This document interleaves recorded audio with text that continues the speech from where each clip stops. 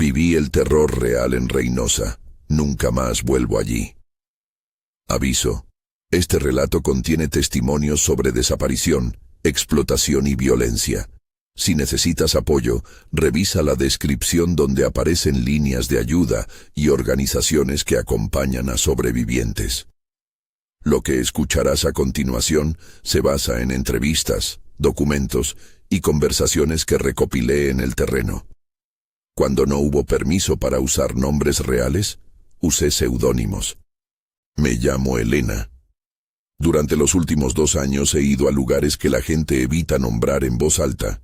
He pasado noches en casas de activistas, conversado en plazas a la luz de la madrugada y revisado cuadernos donde aparecen placas, apodos y direcciones tachadas. Este video resume parte de ese trabajo. No es una sentencia judicial, es una compilación de historias vividas, revisadas y contrastadas con otras voces. Vine a Reynosa porque muchas de esas historias convergen aquí. Ciudad fronteriza, punto de tránsito, puerto frecuente de promesas que se vuelven trampas. Si quieres seguir estas historias y ayudar a amplificarlas, suscríbete y comparte este video. Lo que vendrá importa para personas que hoy están en riesgo. Sofía Vega, seudónimo otorgado con permiso, tenía 24 años cuando aceptó la oferta. Venía de un pueblo cercano, dejó atrás a su madre enferma con la promesa de un trabajo seguro que pagaba por adelantado. Le dieron una tarjeta con un logo que parecía profesional y un número de contacto. El pago inicial era real, efectivo en mano, una señal para generar confianza. Poco después la recogió un sedán oscuro. Según su relato, el trayecto fue corto, sin ventanas empañadas pero con aire de sitio cerrado. Un hombre detrás del asiento la controló con frases que parecían benignas. Te registramos por seguridad. Es para que no te roben. Palabras que en retrospectiva fueron jaulas. La habitación donde la llevaron era la de una suite de hotel cuyo nombre no mencionaré. Tenía guardarropa con candado, cajones cerrados, y a la vista de todas las entrevistas que revisé, una práctica repetida. Retención de documentos. A Sofía le quitaron el teléfono algunos días, luego la obligaron a dejar su identificación con la promesa de devolverla al final del contrato. Fue en ese encierro donde encontró la grieta que le permitió salir. Una ventana del pasillo por donde pasó un repartidor, la memoria de una placa que alcanzó a memorizar, y una mano amiga que le dijo cómo mandar una foto de la parte legible sin identificar números completos. Según Sofía, esa imagen, censurada y guardada en un chat seguro, fue la prueba que activó una cadena. Voluntarias locales, una casa segura temporal y finalmente la salida. No fue heroico ni sin consecuencias. Sofía llegó a otra ciudad con el miedo pegado al cuerpo, sin papeles y con la sensación de que algo faltaba. Su dignidad, su rutina, la tranquilidad de volver a casa. En las semanas siguientes sufrió amenazas por mensajes y la tentativa de recuperar su teléfono por la fuerza. Su caso ilustra una lógica recurrente. La oferta formal que legitima la captura. El pago adelantado que reduce la vergüenza de la víctima al aceptar la propuesta. El aislamiento dentro de una estructura que simula normalidad. Esa misma estructura repite piezas en diferentes relatos. Ese fue el primer patrón que confirmé en Reynosa. Una promesa formal, tarjeta, contrato improvisado, adelanto en efectivo. Un vehículo oscuro que no es taxi ni transporte público, usualmente sedanes o camionetas sin logos, y una habitación que disimula red ilegal dentro de una fachada legal. Miniganchos que se repiten, cómo confían y cómo las atrapan. La respuesta aparece en las historias y en lo cotidiano. La urgencia económica y el deseo de creer en una salida cambian la percepción del riesgo. Alejandra Reyes, nombre cambiado por seguridad. Aquí la llamaremos Ale. Tenía 19 años cuando salió de su pueblo con la esperanza de encontrar trabajo en la ciudad. Su familiar contó que Ale recibió un adelanto en efectivo, y subió en una camioneta a la que se acercó confiada. Esa fue la última vez que la familia la vio con certeza. Testimonios de vecinas y una cadena de mensajes que quedó en un grupo de apoyo local relatan lo que siguió. Llamadas que cortaban, mensajes de ubicación que parecían moverla entre hoteles y casas. Finalmente, silencio. En este punto es importante decirlo. No existe ahora una sentencia pública que confirme la responsabilidad de personas específicas en la desaparición de Ale. Lo que sabemos proviene de testimonios familiares, registros de ONG, que documentan desapariciones en la frontera y la coincidencia de patrones en varios casos. La familia, desesperada, empezó a organizar búsquedas, a revisar cámaras de seguridad de hoteles genéricos y a entregar imágenes parciales a activistas que las compartieron en redes cerradas. Una de las pistas que apareció fue una fotografía borrosa donde se distinguía una parte de una placa de vehículo y un hilo de luces que podrían pertenecer a la zona hotelera. Esa imagen no permitió una localización exacta, y por motivos de seguridad no voy a mostrarla ni detallar. Pero funcionó para activar la red de búsqueda. Casas seguras, contactos que revisaron listados de huéspedes y un registro de llamadas que podría indicar la existencia de intermediarios. Ale entró en la categoría que más nos preocupa: desaparición tras acceder a una oferta. Es el extremo del patrón, de la oferta formal al aislamiento final. Los familiares me dijeron con voces fragmentadas que siempre piensan en la última conversación, la última foto, el último lugar. Para quienes quedan, la falta de cierre transforma el dolor en vigilias permanentes. No puedo afirmar culpabilidades. Repito, lo que expongo son coincidencias documentadas y testimonios cruzados. Mariana, este sí es un nombre que ella autorizó usar, trabajó alguna vez como enfermera. Llegó a Reynosa porque le ofrecieron empleo en una clínica que, en apariencia, buscaba personal para programas de atención. La promesa: sueldo estable, horarios fijos, oportunidad de crecimiento. En mano recibió un pequeño adelanto. Lo que vino después fue una mercantilización diferente. La supuesta clínica exigía firmas para procedimientos que no entendía, formularios con letra apretada, y cláusulas donde, según su relato, la obligaban a ceder control sobre su imagen y su libertad de movimiento por seguridad institucional. Mariana me contó que en un cajón halló contratos donde su firma aparecía al lado de puntos que nunca le explicaron: cesión de imagen, autorización para traslados y una mención a protocolos internos, que, en la práctica, permitían la movilización forzada. Cuando intentó reclamar, le dijeron que la documentación era estándar y que, de todos modos, la seguridad del sitio exigía controles estrictos. En manos de Mariana, esos papeles se convirtieron en una amenaza.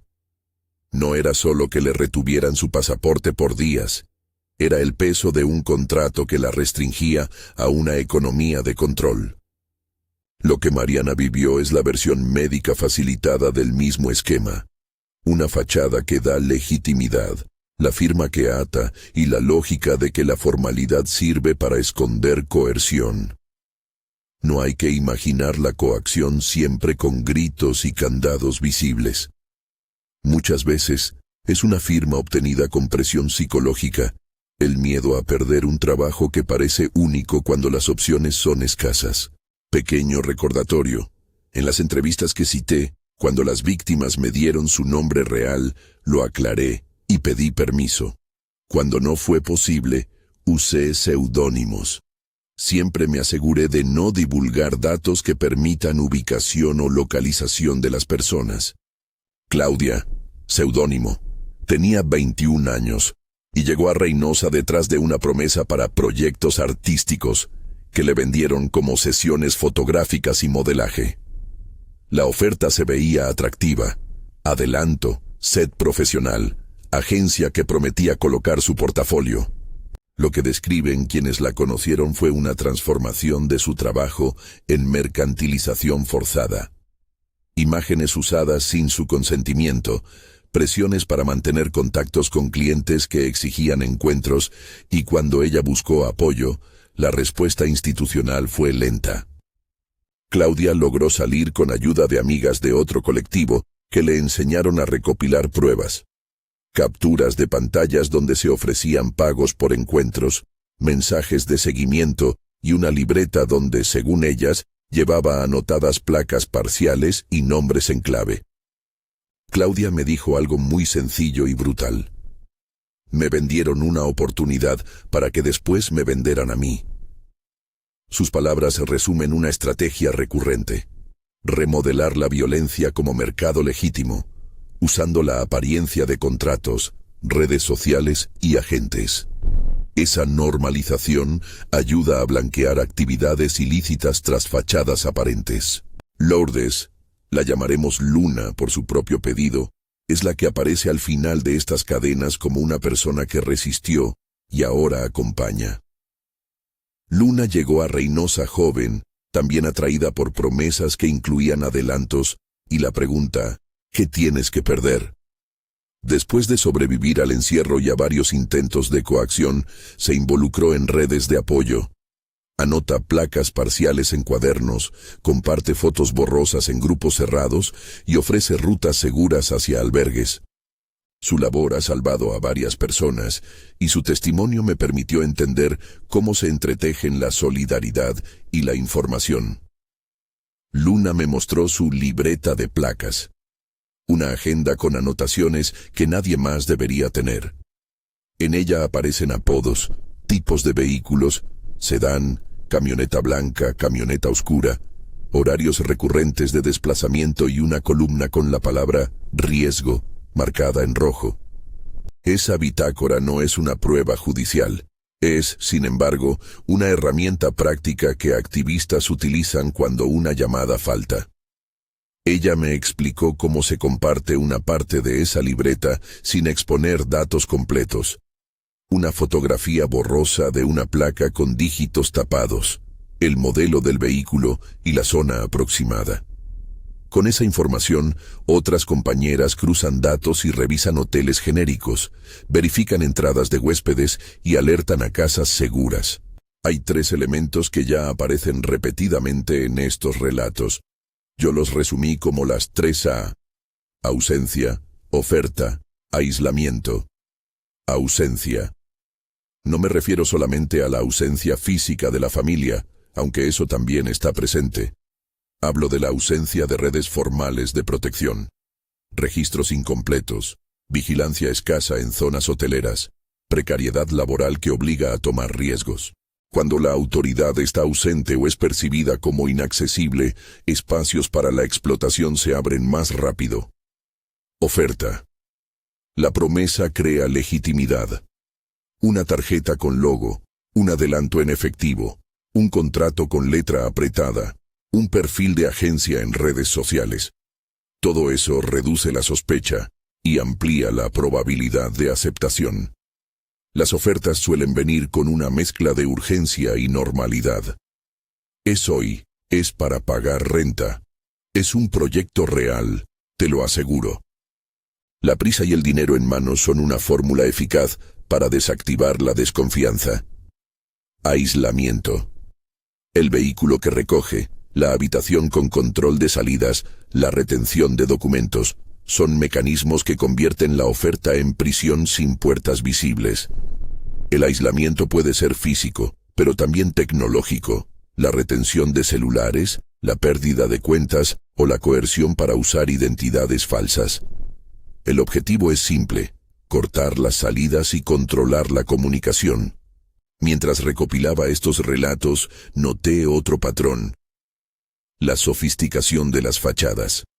Hoteles sin logos reconocibles, supuestas clínicas con equipamiento básico que funcionan como puntos de transferencia, perfiles en redes que simulan agencias creativas y permiten que la operación se mueva con una cobertura que parece legal. Esta mezcla de lo legítimo y lo ilícito complica la respuesta. Cuando una persona pide ayuda y dice, me llevaron a una clínica, la primera reacción institucional es verificar que la clínica exista. Muchas veces sí existe, pero funciona a doble velocidad. En Reynosa, la frontera intensifica todo esto. Hay tráfico transfronterizo de personas, mercancías y servicios.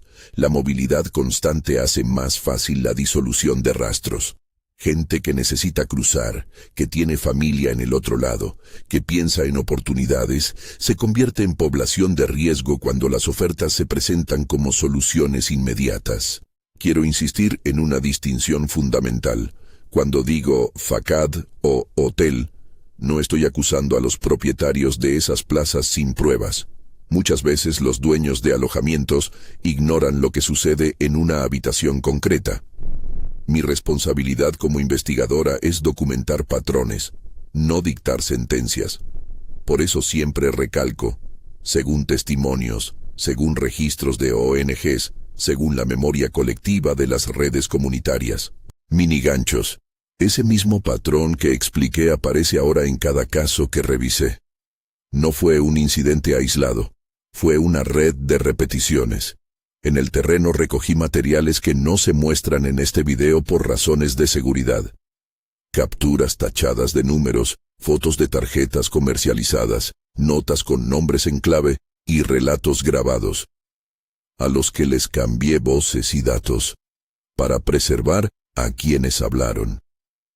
De esos materiales extraje además una lista de roles que reaparecen en entrevistados: el intermediario, encargado de la captación; la persona del vehículo, quien recoge y controla el traslado; y la persona del sitio, encargada de la retención y el control dentro de la habitación. En muchos relatos aparece un alias recurrente que la gente nombra como Ernesto el Tiburón. Es un sobrenombre que circula entre testigos y víctimas. No lo presento aquí como una acusación. Lo menciono para mostrar cómo los apodos circulan en la comunidad como advertencia, señal de algo que merece precaución. Mientras seguía la pista de estos nombres, me topé con evidencias de cómo la economía legal e ilegal se cruzan. Pagos por servicios que luego se convierten en comisiones para personas que gestionan la captación. Uso de comercios locales como puntos de entrega y la presencia de actores que, desde la oscuridad, manejan contratos o documentos que parecen correctos. Esa mezcla hace que la respuesta no sea solamente policial. Es social, económica y administrativa. Antes de continuar con más historias y de entrar a profundidad en cómo las redes de apoyo intentan desmantelar estas prácticas, quiero contar una anécdota que resume la lógica de la resistencia. Una madrugada, en una casa segura, conocí a un grupo de mujeres que llamaban a su práctica la costura. Se reunían para anotar patrones, para coser pequeñas marcas en ropa que funcionaba como código, y para pasar información de manera segura. La costura no es heroica en el sentido cinematográfico, es una práctica cotidiana, bricolaje de supervivencia. Ellas me enseñaron cómo una fotografía borrosa de un vehículo, enviada a 100 manos, puede generar una verificación cruzada. Ese sedán aparece 3 noches en la misma zona. Ese modelo suele ir con 2 hombres. Esa combinación horaria coincide con la desaparición de tal persona. Es una inteligencia popular, lenta pero efectiva. Aquí es donde uno siente la tensión entre lo que podría hacer la autoridad y lo que la comunidad hace en ausencia de respuestas eficaces. Los colectivos me mostraron registros donde cruzaban datos de hospedaje con testimonios y llamadas. No pretenden sustituir a las investigaciones formales, pero sí crean puentes para que las búsquedas no se enfríen. Termino esta parte con un punto que quiero que quede claro. Decir "no vuelvo a Reynosa" no es un juicio general sobre una ciudad entera. Es una frase que refleja una experiencia personal y una advertencia colectiva. Para muchas personas desplazadas, para muchas jóvenes que llegan buscando una oportunidad, Reynosa es también un punto de partida. Mi afirmación nace de la vivencia directa del peligro cuando las estructuras que deberían proteger fallan o son permeables. En los relatos que seguiremos, voy a entrar más al detalle sobre cómo funcionan las operaciones desde dentro. Los contratos falsos, la red de cobros y comisiones, la logística que hace que una persona entre en una habitación y, a veces, no vuelva a salir. Y sobre las estrategias concretas de denuncia segura que activistas y ONGs recomiendan. Si estás viendo esto y necesitas ayuda ahora, consulta los enlaces en la descripción. Encontrarás líneas de apoyo, organizaciones locales y formas seguras de denunciar. En la siguiente sección traeré más testimonios y empezaremos a desmenuzar la infraestructura detrás del reclutamiento y la explotación. Pero antes recuerda, estos relatos son voces, son nombres, aunque algunos sean seudónimos. Son personas que pidieron ser escuchadas sin exponerse más. No las reduciremos a titulares. No las reduciremos a titulares.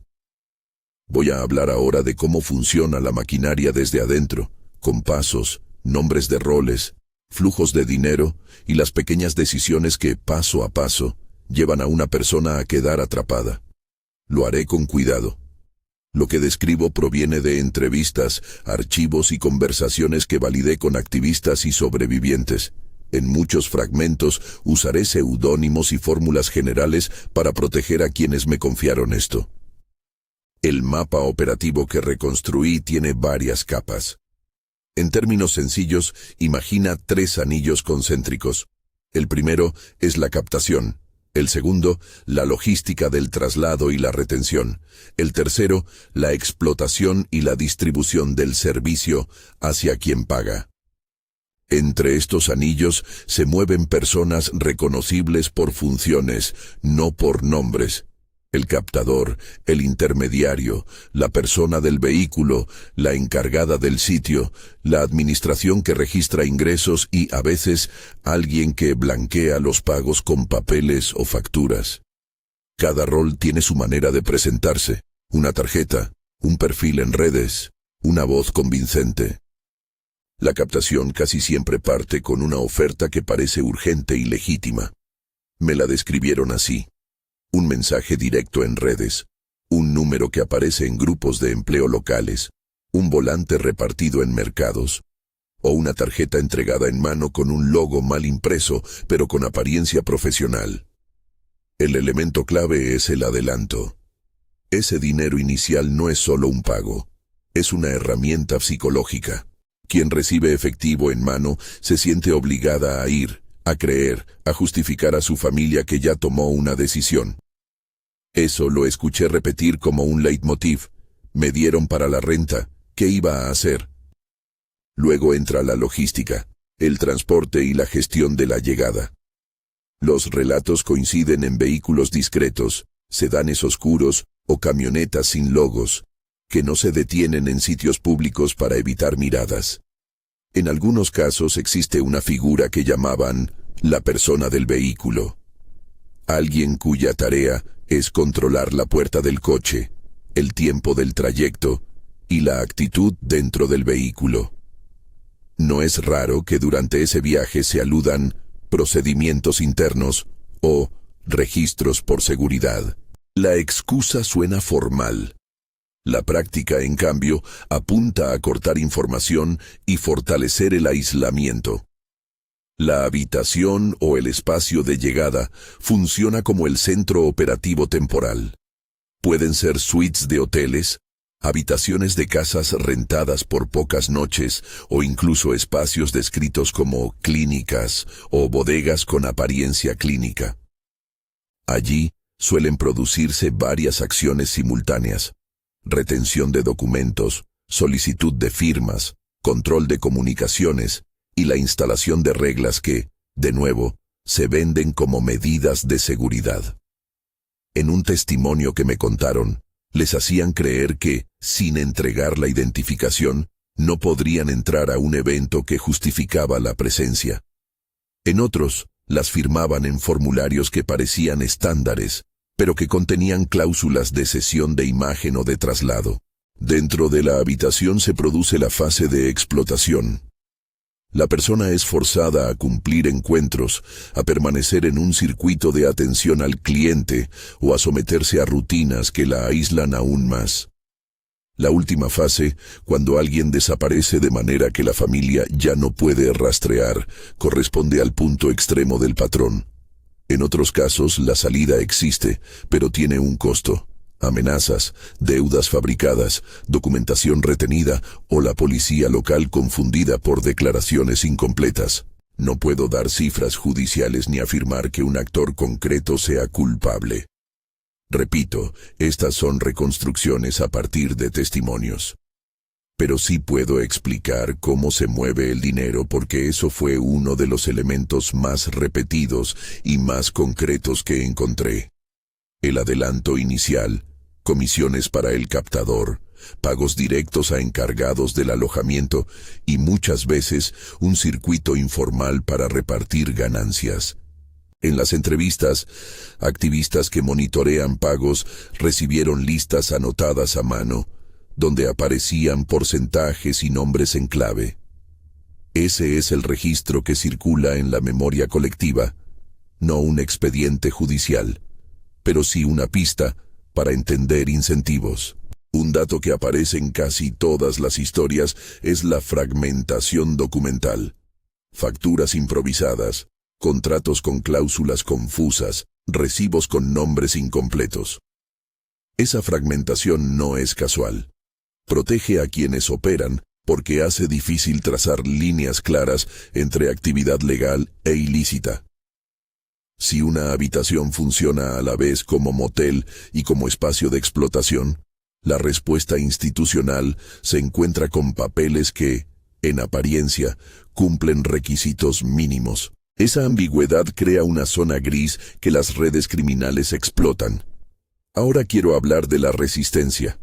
Las mismas comunidades que sufren diseñan a diario tácticas de supervivencia que son simples y directas, pero efectivas si se usan con disciplina. Las enumeraré porque pueden salvar vidas. Son prácticas que activistas de Reynosa compartieron conmigo y que recomiendo replicar con la advertencia de siempre: ajustar según el contexto y buscar acompañamiento profesional cuando sea posible. Primera práctica: la fotografía con límites.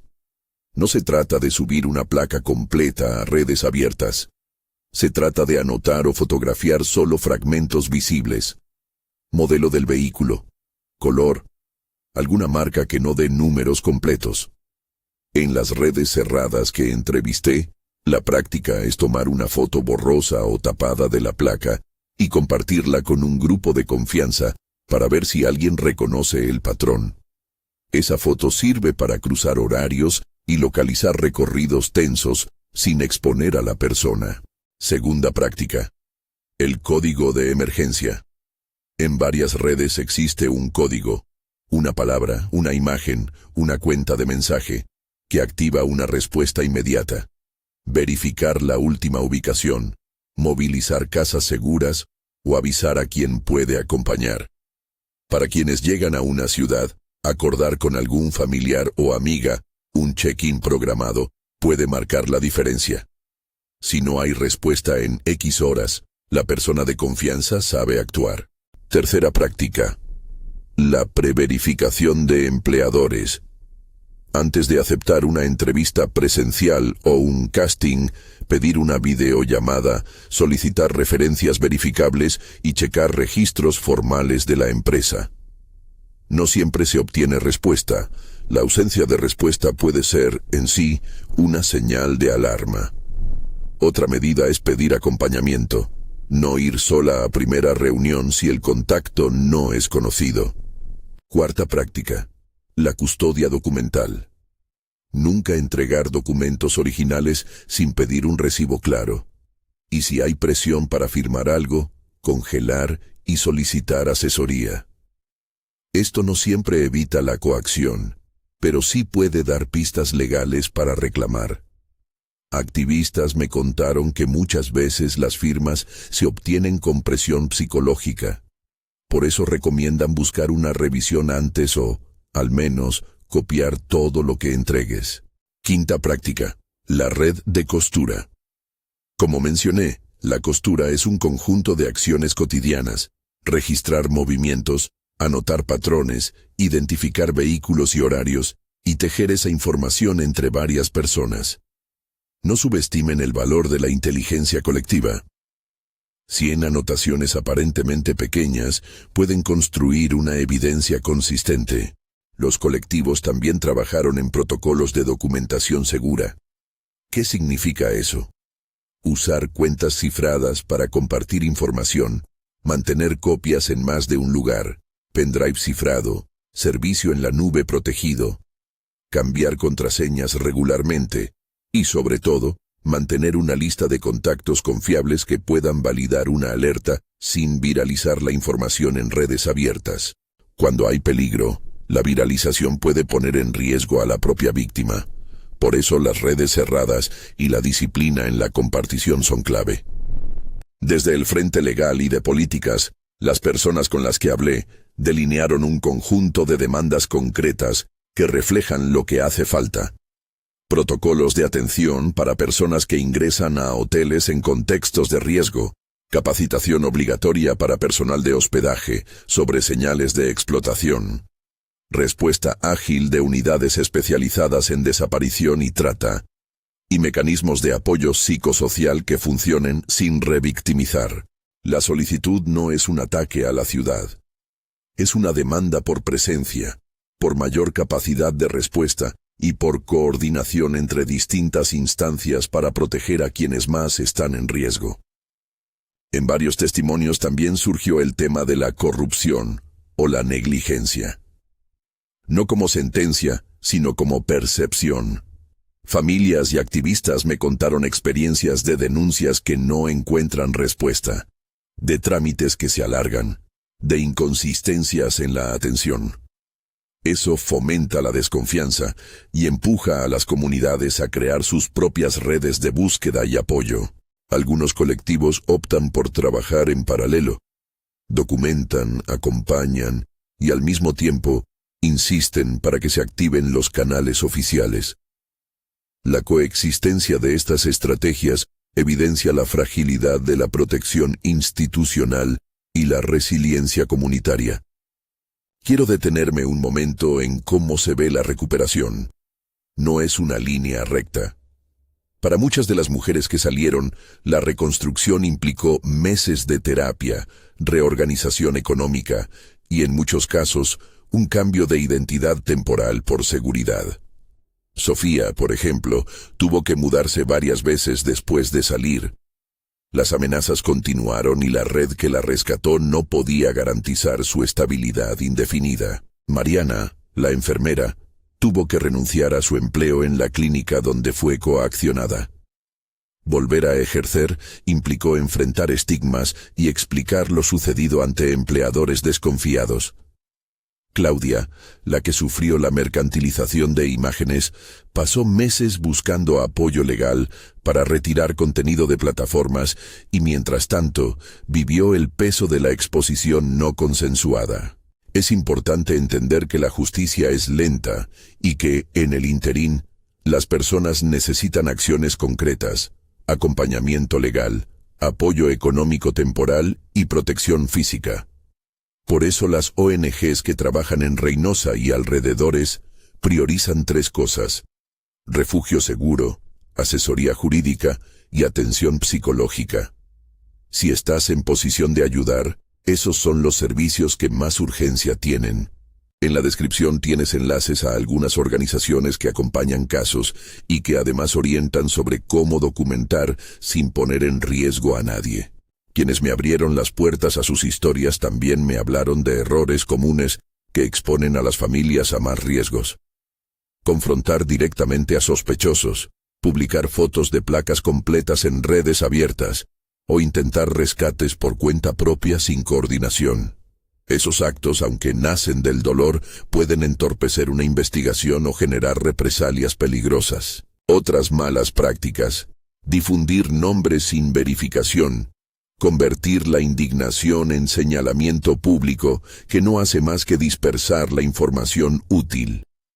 Si eres familiar o amigo y buscas pasos concretos para actuar de forma segura, aquí tienes una guía práctica derivada de lo que me compartieron activistas en el terreno. 1. Reúne información básica sin exponer a la persona. Último lugar conocido, mensajes, contactos y cualquier número parcial de placa o referencia. Haz capturas y guárdalas en un lugar cifrado. 2. Contacta a organizaciones locales antes de publicar en masa. Ellos saben cómo canalizar la información de forma que no comprometa la búsqueda. 3. No confrontes a sospechosos ni te presentes solo en lugares potencialmente peligrosos. Coordina con grupos de búsqueda y, si es posible, con asesoría legal. 4. Si la persona te respondió por mensaje en algún momento, conserva ese hilo y haz capturas con fechas. A veces, esas conversaciones son claves para ubicar horarios o lugares. 5. Si recibes amenazas al intentar ayudar, cambia la estrategia. Informa a la organización acompañante y considera denunciar en canales especializados. 6. Si hay indicios de coordinación transfronteriza, buscar apoyo consular si la persona es migrante puede ser una vía adicional de protección. Estas medidas no garantizan resultados, pero reducen riesgos y fortalecen la posibilidad de respuesta efectiva. Quiero dedicar un párrafo a la importancia de documentación responsable para periodistas y ciudadanos que quieran acompañar. No se debe publicar información sensible sin consentimiento. No se debe reproducir fotos o audios sin permiso. El periodismo puede amplificar voces, pero también puede exponer. Si estás trabajando en esto, prioriza el cuidado de fuentes, verifica lo que puedas con ONGs y evita la tentación de viralizar datos que pongan en riesgo a la gente. Las historias de estas mujeres se sostienen por la confianza. Rompen esa confianza y las personas dejan de hablar. Ahora, algunas preguntas que me hice en el terreno y que es útil plantear en voz alta. ¿Qué hace que una ciudad como Reynosa concentre tantos relatos de este tipo?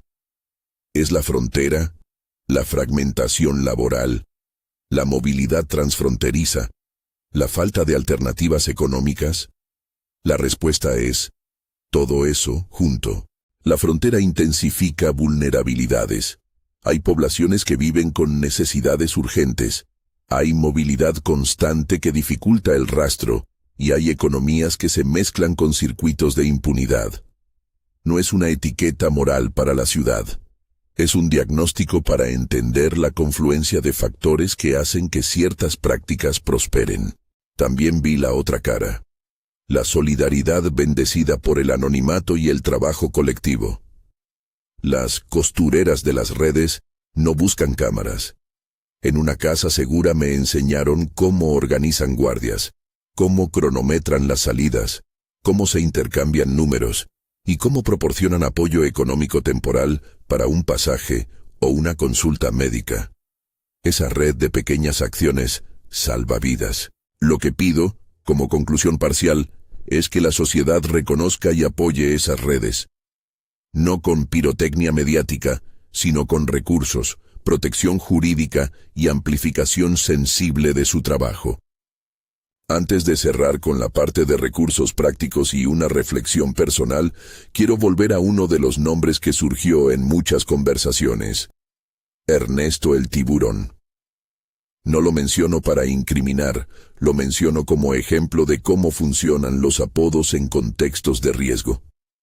Los sobrenombres sirven para alertar sin dar identidad legal. Circulan en redes como advertencias. Si te dicen X, no vayas.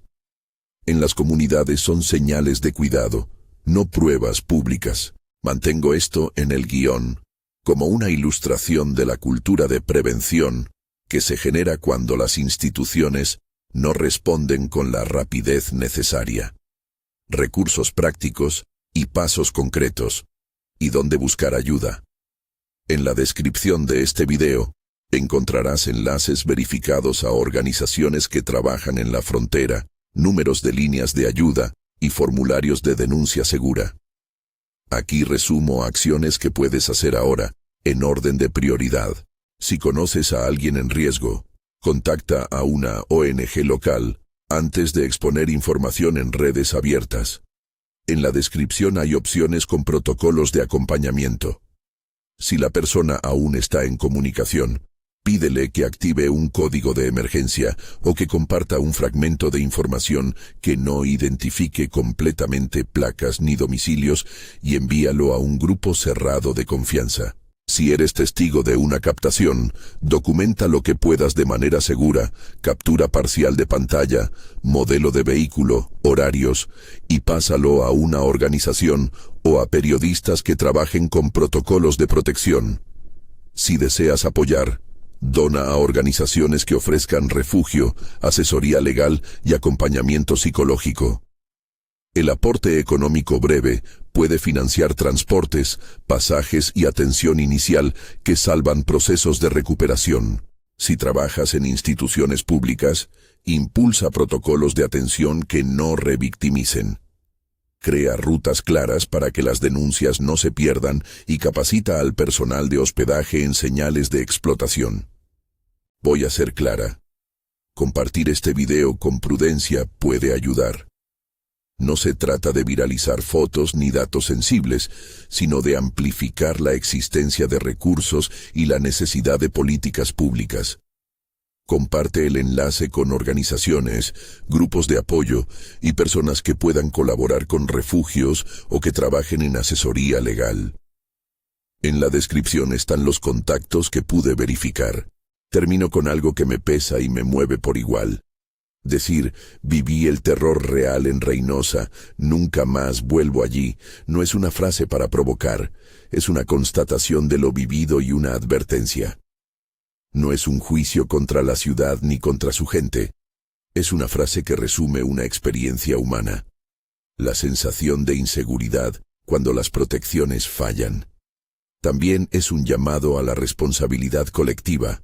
Si esto ocurrió, si estas historias se repiten, entonces la obligación es actuar. Actuar no significa solo indignarse en redes. Significa sostener a quienes acompañan, presionar por políticas públicas efectivas, financiar refugios, proteger a quienes cuentan la verdad y, sobre todo, escuchar sin revictimizar. Si te quedas con una idea de este video, que sea esta: la prevención y la respuesta son posibles cuando la sociedad se organiza. No es un problema de víctimas aisladas, es un problema estructural que exige coordinación entre comunidades, organizaciones y autoridades. Reynosa, como muchas ciudades fronterizas, concentra riesgos, pero también concentra voluntades que ya hacen trabajo de reparación en silencio, sin cámaras y sin aplausos. Ayúdalas a seguir. Finalmente recuerda, en la descripción encontrarás líneas de ayuda, organizaciones locales y opciones para colaborar de manera segura. Si este relato resonó contigo, compártelo con cuidado, dona si puedes y mantén la prudencia antes de publicar datos sensibles. Yo lo digo desde la experiencia. Viví el terror real en Reynosa. Por eso, hasta que no haya garantías reales y protocolos efectivos, no vuelvo. No es una decisión individual, es una advertencia colectiva. No vuelvo a Reynosa y te pido que, si puedes, ayudes a que nadie tenga que vivir lo que vivieron las mujeres que me confiaron sus historias.